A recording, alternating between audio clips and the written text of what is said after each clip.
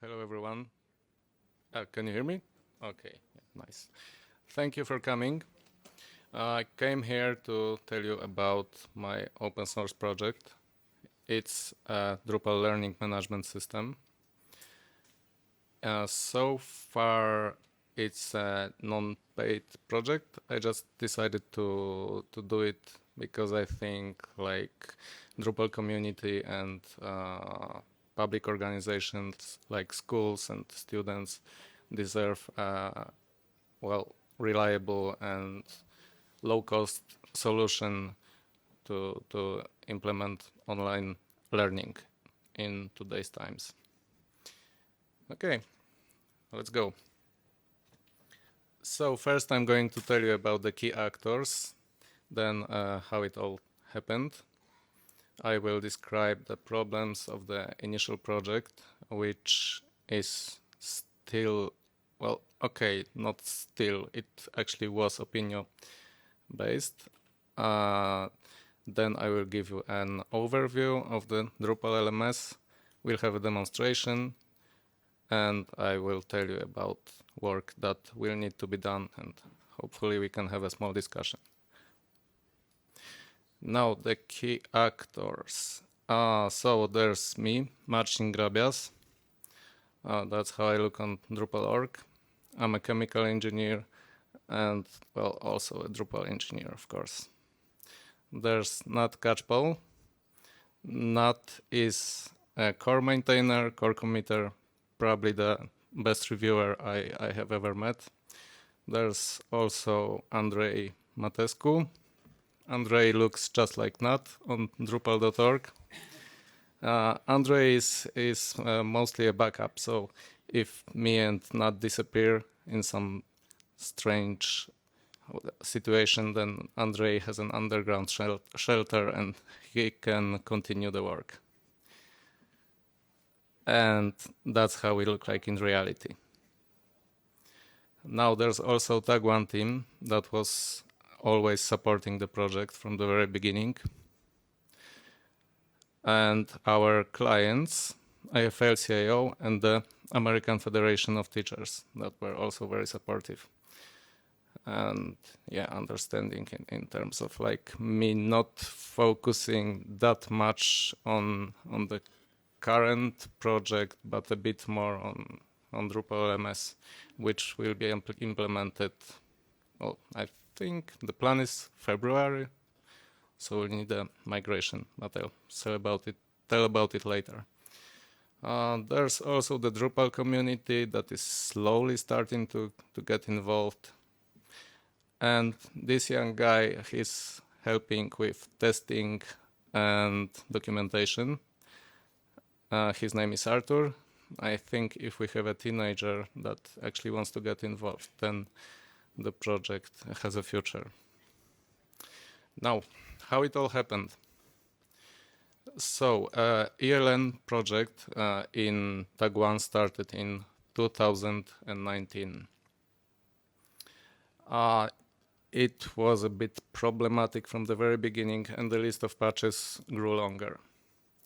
At some point, I think it was before the summer 2022, so 2 years ago, we have a meeting with the Opigno team to discuss the status of patches. It was very nice talking to them. It was like a nice meeting, and we came to an agreement that they will review our patches by the end of September. Unfortunately, nothing like this happened. We decided to create a private fork, and I checked in the repository, and it was in September 2022. So that's when we actually forked Opigno, 2 years ago.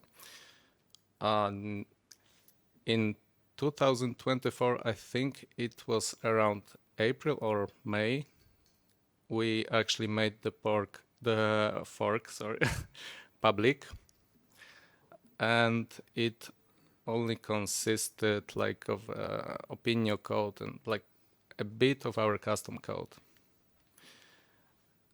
And well, since the fork was already public, I thought that we should actually give something to the community, something new, and not just like this all this long code with just a bit rewrites.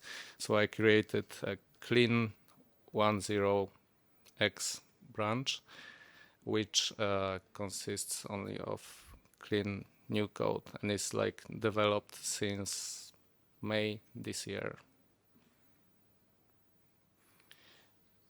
And we had an alpha release, first alpha release in mid-September. Okay, now a few words about the primary LMS, which is Opigno. My sources are like publicly available, so yeah, you can check those facts. So Opigno started in 2008, which is 16 years ago, so that's quite some experience. Its reported usage, according to Opigno.org, it's 9,000 organizations, and Drupal.org usage is 2,000 installs. That is a bit of a difference, but well, maybe some usage is just hidden from Drupal.org. Now the Drupal 8 version launched in mid-2018, and just for your information, Drupal 8 was released at the end of 2015. So if some of you remember, those were hard times for Drupal development. Drupal 8 was not accepted yet, and well, projects back then really lacked in quality. So I think the Drupal 8 version launch was very early for such a big project. Yes, Opigno contains thousands and thousands of lines of procedural code. It's like probably a lot of code has just been moved from the Drupal 7 version and not rewritten. It has data duplication, code duplication, unclear dependencies, because it has a lot of modules that have code references to each other, so you never know what depends on what. By the way, can I ask how many of you are developers? Awesome, like almost everyone. Okay, those that are not developers can ask the developers later on if I say something, or just raise your hand if you don't understand. But try to be clear. Okay. Opigno also has company controlled releases. So if we post a patch on Drupal.org, we never know when it's going to be released, and also the commit is not going to be there anyway. It's just maybe the changed code will make its way to the next release, maybe not, but the commit is not going to be there, and we never know. So they have an external repository which is like beyond Git and Drupal code. And Opigno has no or minimal caching, so this affects performance a lot. And there has been an open invitation to fork it in May this year. But as I said at the beginning, it's still a huge solid base of experience and data structures we learned on while creating the fork and the clean branch. Okay, so what were the inspirations of Drupal LMS? The first one was, of course, the Opigno, because the initial project was based on that. Then the public education systems, schools, universities. So actually the plan is to create a learning management system where we can build a school with classes, lessons, teachers, managers, and students. Also some learning apps I'm sometimes using, like Duolingo and Udemy, and our clients that give a lot of feedback all the time. Now about the definitions. So the data structure of Drupal LMS is a simplified data structure of Opigno without duplication and, well, with a lot of cleanup. So from the very smallest unit, we have an activity, which is a question widget with presentation layer and some fields. We have an activity type. It's a bundle of an activity. It correlates activities with answer plugins and allows us to configure the presentation layer, like add fields and configure display and so on. We have answers, which store user answer data and calculated scores. They are editable only via an answer plugin, but also there is another way, well, a bit. It's when a teacher grades an activity that needs manual evaluation. We have lessons, which are sets of activities with some additional parameters. I'll show you later. We have lesson statuses, which are basically the same as answers, but higher level. We have courses. I forgot to mention Drupal LMS. It's built on the group module. So course is a group bundle. It has a presentation layer. It has references to lessons and some additional settings. And we have a course status, which is again like lesson status, but at a higher level. Now, the plan is to make Drupal LMS like a core of an LMS ecosystem on Drupal.org. So it's a single module. It contains clean object-oriented code. It uses PHP attributes. It works with the latest version of the group module. It has Symfony auto-wiring, and it is Drupal 11 ready, actually when the group module will be Drupal 11 ready. Now, let's talk about the API a bit. First of all, we have activity answer plugins and their API, which allows developers to create additional plugins. We'll need a few more of those. We have LMS entities, which I described earlier.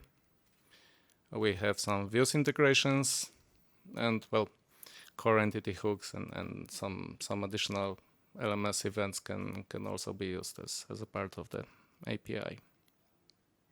So that all allows to create other ecosystem modules. Now the core functionalities. So that's what we currently have in the Drupal LMS latest version.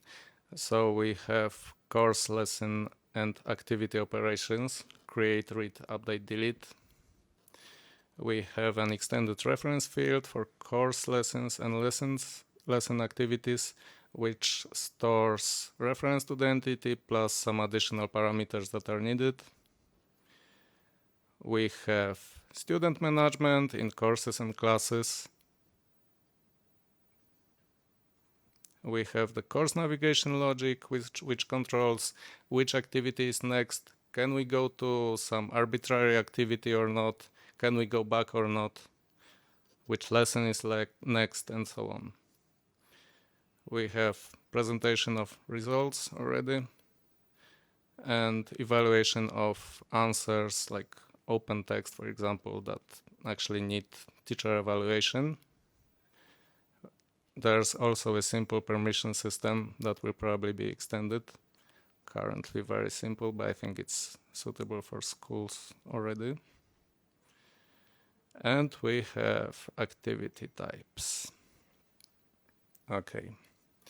Now about the activity answer plugin system.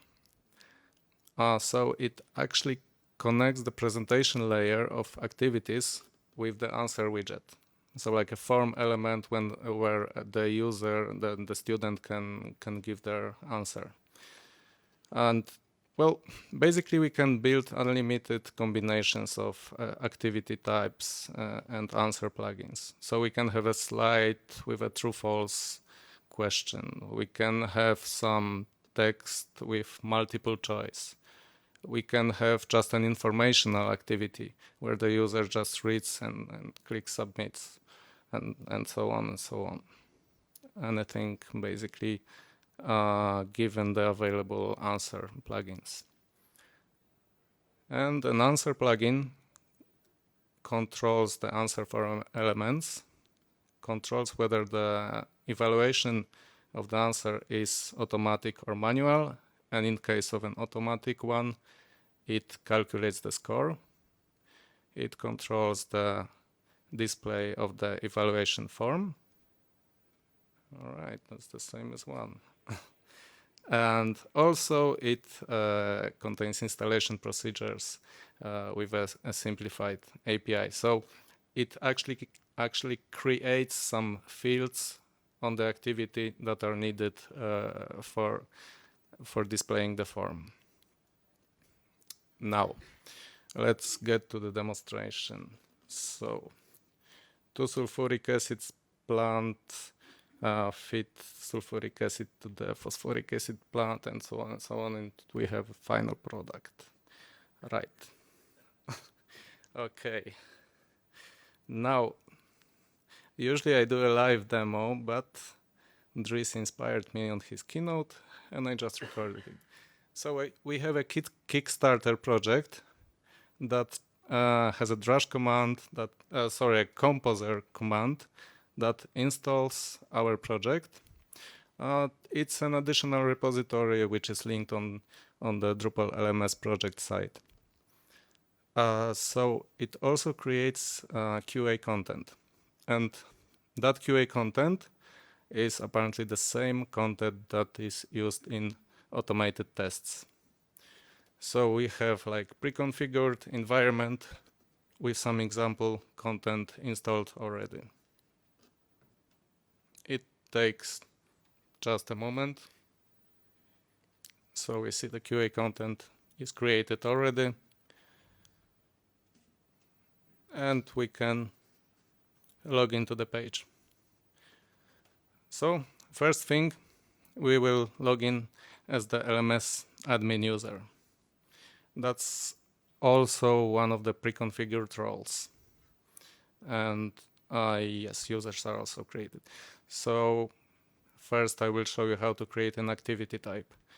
We also, as a part of the test content, have some already created activity types. So we specify a name. Machine name is determined automatically.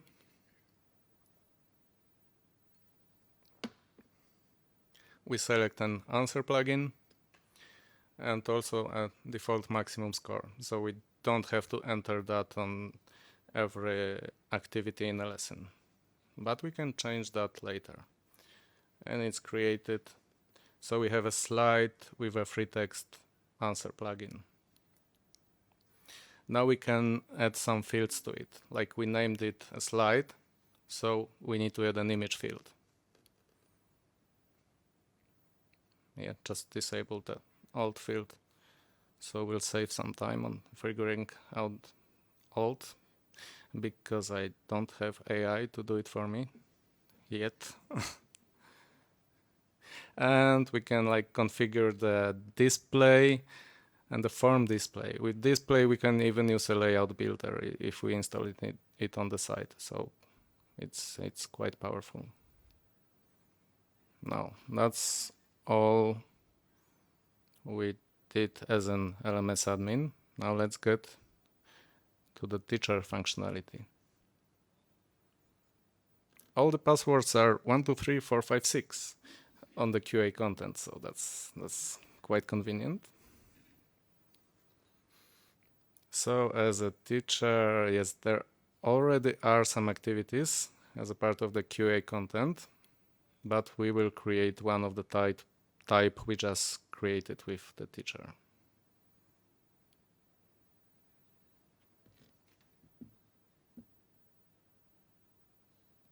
Okay. So we have a question field which is required. So we need to actually display a question because otherwise that wouldn't make sense in this activity type. And we're adding an image. Yeah, that worked.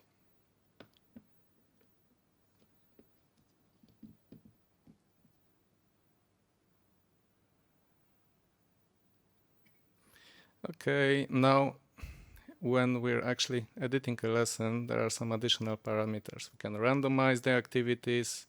We can set like some custom order, okay, like any order of the activities. We can add additional activities.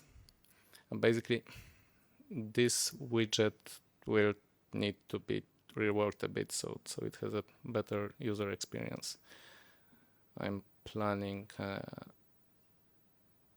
trackable table and a model where we can add and create additional activities.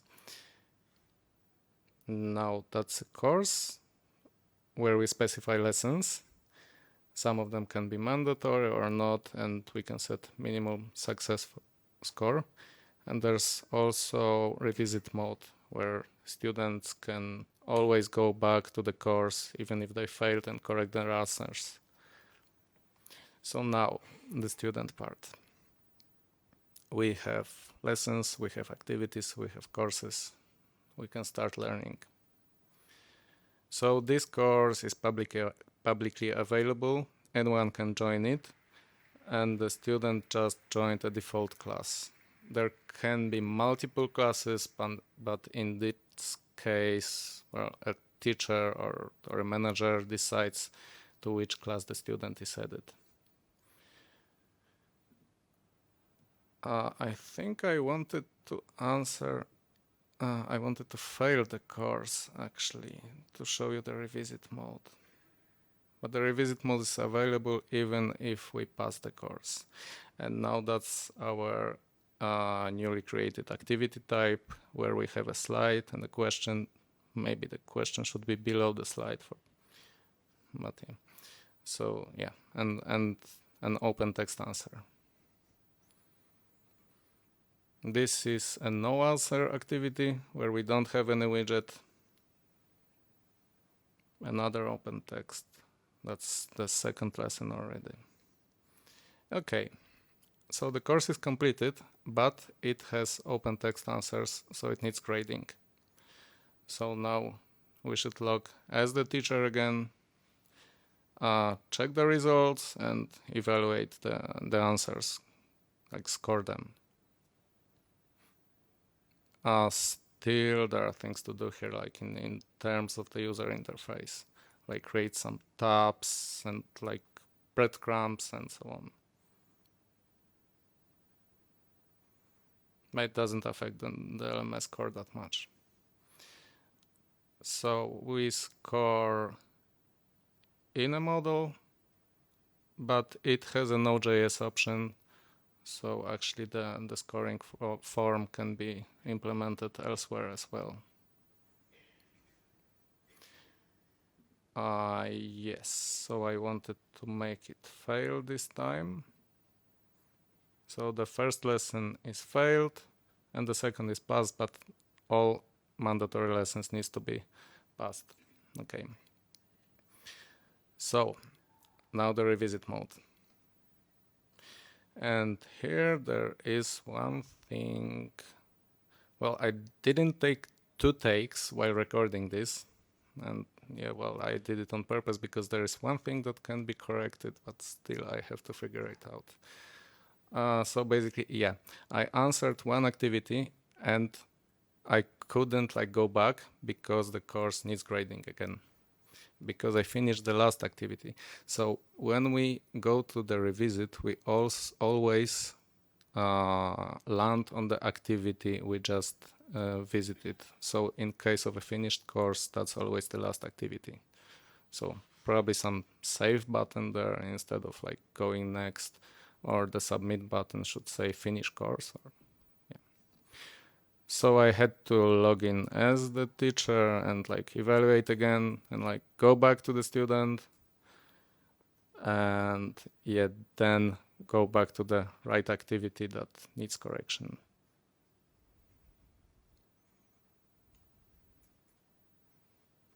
Hopefully it will not take too much time.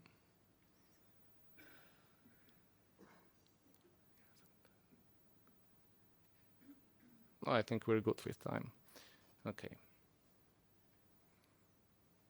So as a student, I'm correcting the answers now.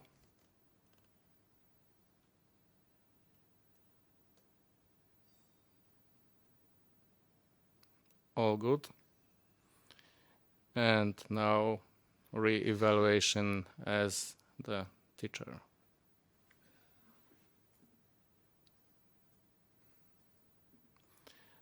This is all using Drupal API, by the way. Drupal Ajax API and Form API. So there is basically zero additional JavaScript here.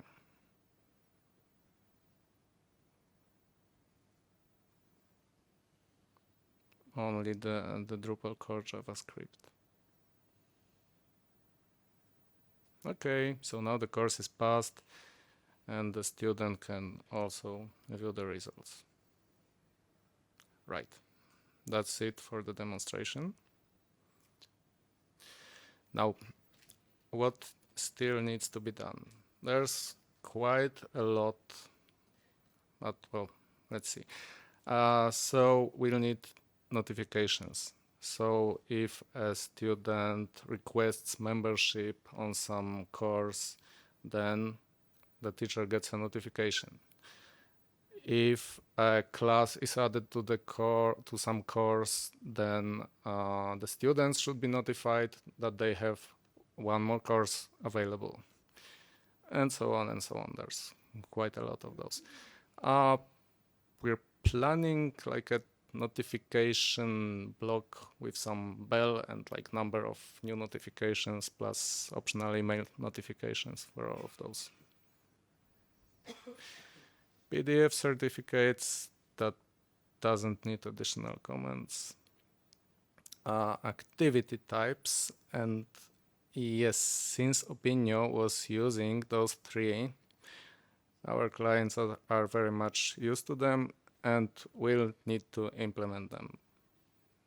Hopefully other companies that are also working on Opigno and will need to migrate eventually will help with that as well.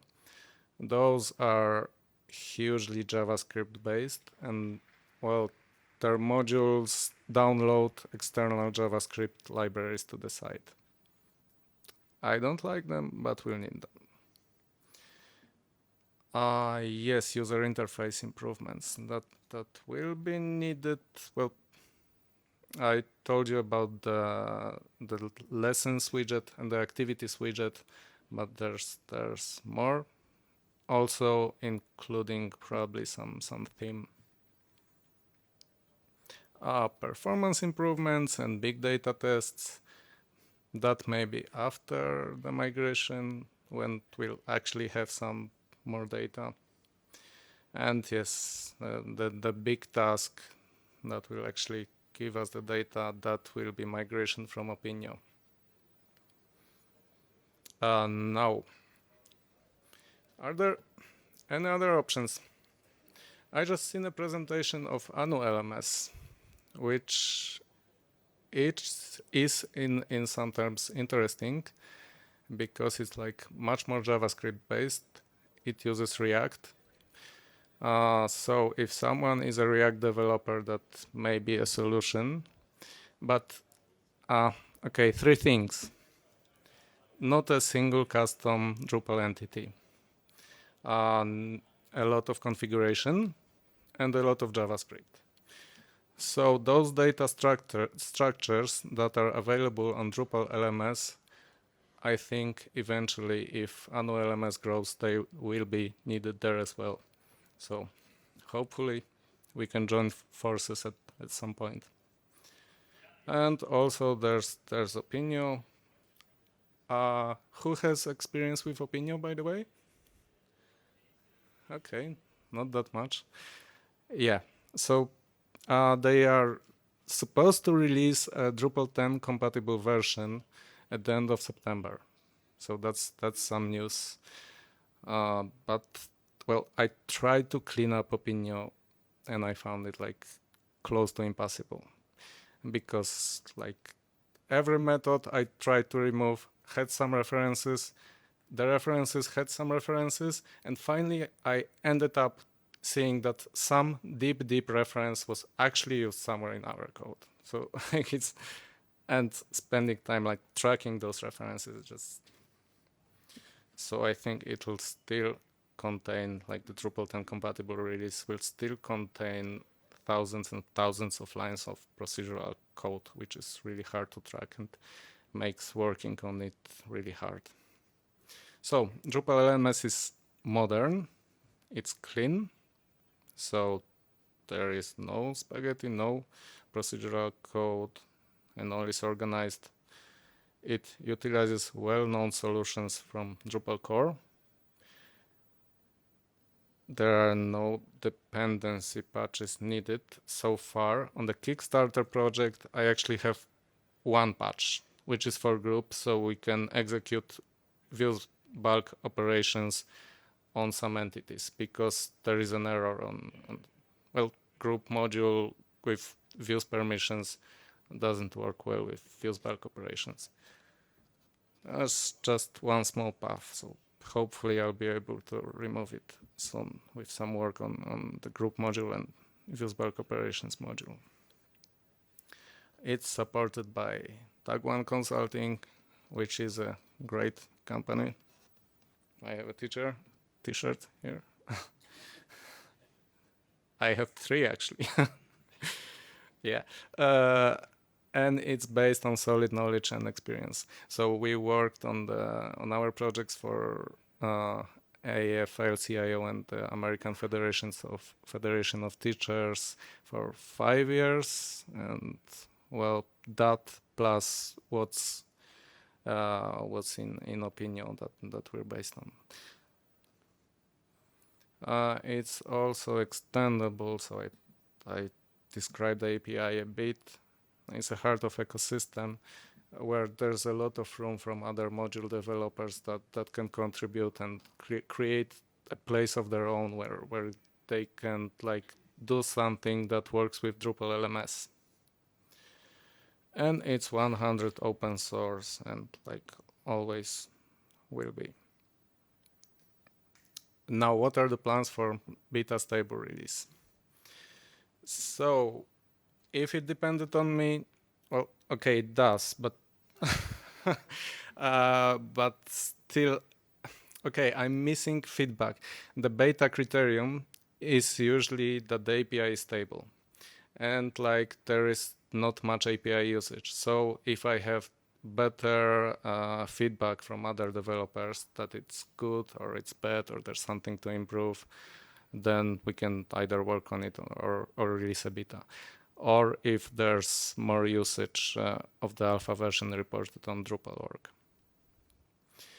Now the community is still mostly watching and waiting, probably for the beta and stable release. But it actually depends on them, as I said before, a lot. So and every little contribution is a step forward, sometimes a very big. So we had, for example, Claudio Christa that spent, I think, 1 day on the project. He did some tasks, but thanks to him, we have Symfony auto wiring everywhere. So it's a big step forward, and always with a second pair of eyes and third pair of eyes and so on. And with, well, not just community work, but only feedback, we can actually make the project many times better than it would be without it. So everyone is invited to collaborate.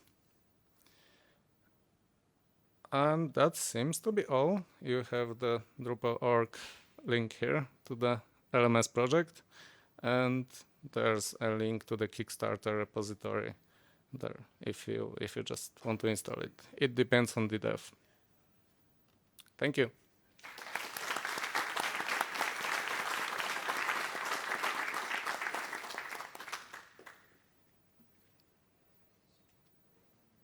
Now, if you have any questions, we have how much?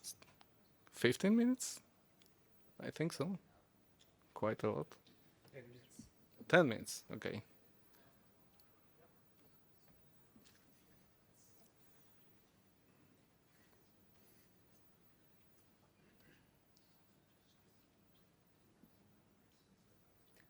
Hi, thanks for the nice presentation and the contribution.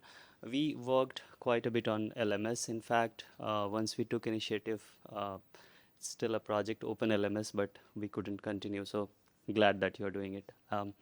One of the bottlenecks we found, and that's why, later we decided to move more into decoupled systems where it could take more load and scale in the backend. So is more like when concurrent load comes. One of the example you were showing, like taking lessons. Quiz is one of the good example I would like to cite. So most of the time for quiz, what happens is every student or quiz taker will start at the same time, like 10 a.m. quiz is starting. Everybody is there, right? So how do you plan to handle those kind of situation? Is there something in the roadmap which can handle that kind of scale or load? With, of course, I saw you have a good, caching system, which differentiates it from Opino. So is there anything you have in mind to handle those things? Apart from caching, I don't know. It's just every time I work on something, I keep performance in mind, so I can just tell you that the code is like optimal.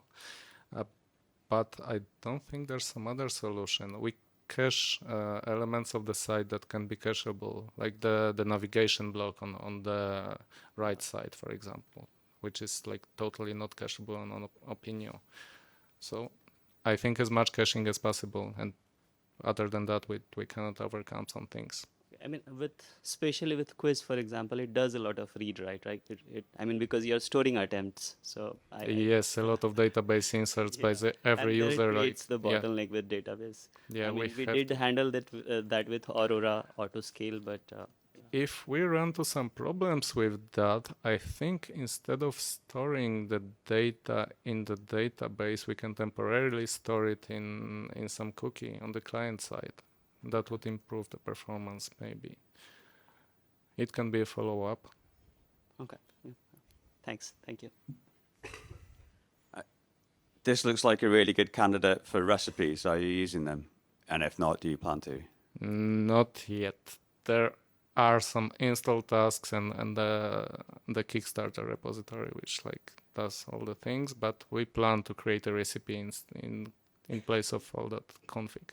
There's not a lot of the config actually, but it's like it's a very raw site as you've seen on the demo. So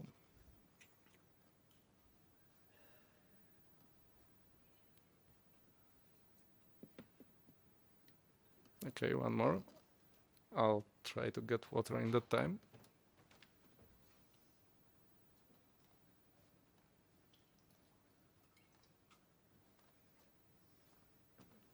Thank you for a good session. I also work on LMS based on Opigno, and we have like challenge to make mobile integration. You know, you mentioned Udemy and another like online. All of them have mobile version.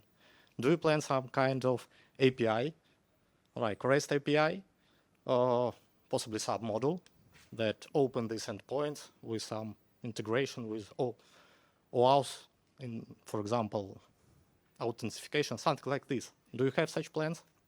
That would be very good. Yes. You can just create an issue on Drupal.org. I will probably follow up sooner or later.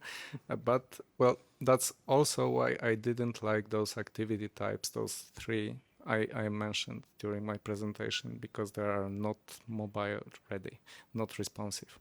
So that's why I'd like to focus on everything that can be created using the Drupal field API.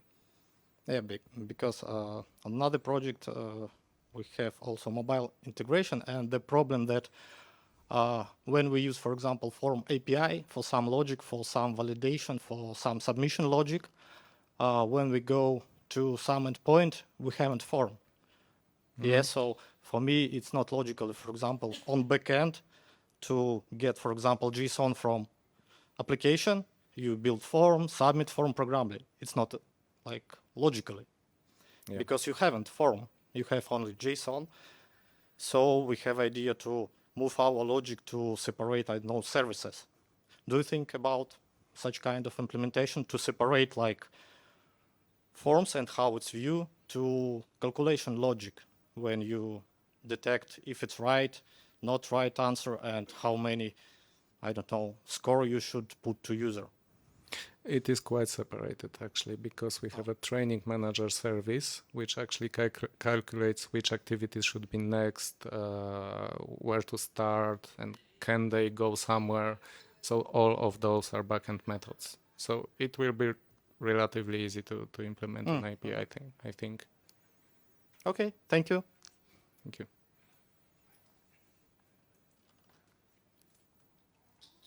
This is cheating because it's not a question, but I'm Nat. I work with Martin. I just wanted to come back on the performance question.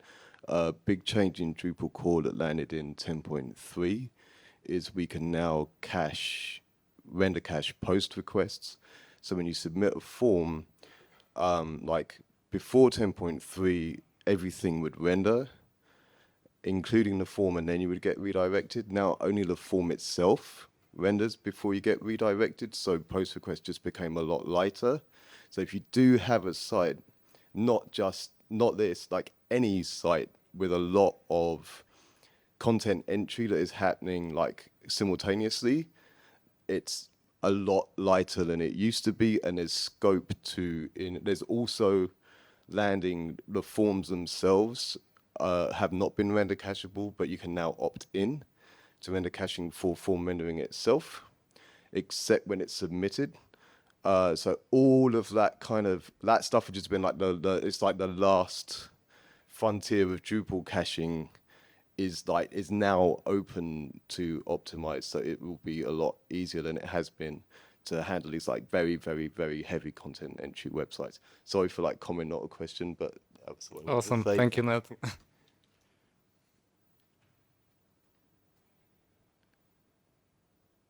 All right. Another questions or ideas, maybe? Maybe a question about your vision. Do you want this to be like a product or a framework, or what's your intention for LMS? I don't think so. As I said, I wanted like public organizations, like maybe individual teachers to have like a cheap solution to just create something with like help of maybe like just a site builder that has Drupal experience. So yeah. There are no plans to make it as a product with some subscription payments and so on. But not hopefully it will never go this way.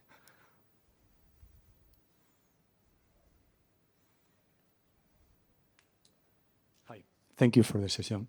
Are your client asking for AI features? No, we haven't heard anything like this yet. Awesome.